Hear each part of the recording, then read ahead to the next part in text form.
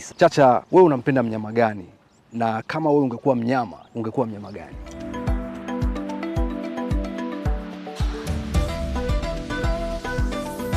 Chacha, wewe unatoka kanda ya Ziwa. Ndio. Katika kabila unalotoka, ndio, tembo mnamuita jina gani? Mimi Mkuria bwana. Wakuria tunamuita tembo Inchugu. Inchugu.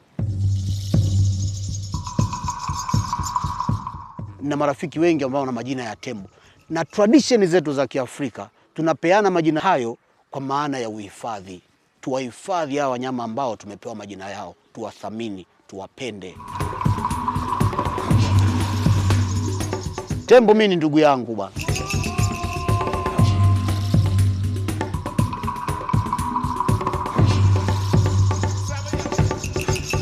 Kwa hiyo tembo yeye ni muhifadhi mkuu.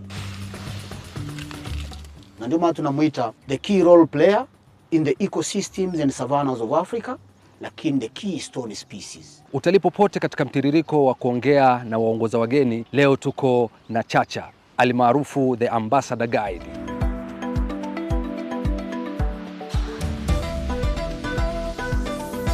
Chacha, wewe unampenda mnyama gani?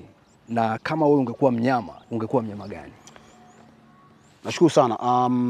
Mimi nampenda sana tembo wa Afrika, Loxodonta africana. Ni mnyama wangu favorite number 1.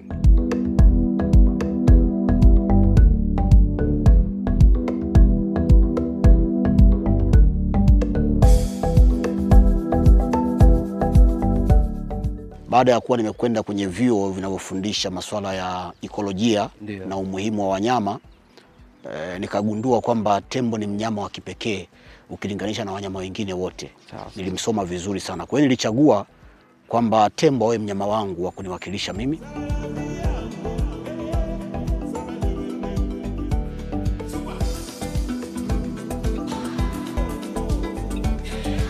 Tembo bana ni mnyama mkubwa sana anayeishi nchi kavu barani Afrika, na tunaye Tanzania katika mapori yetu Serengeti na kwingineko.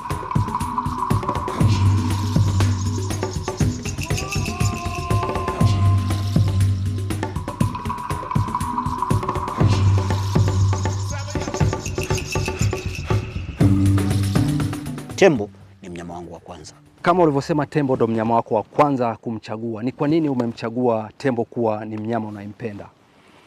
Ziko sababu nyingi sana Msechu. Ndio.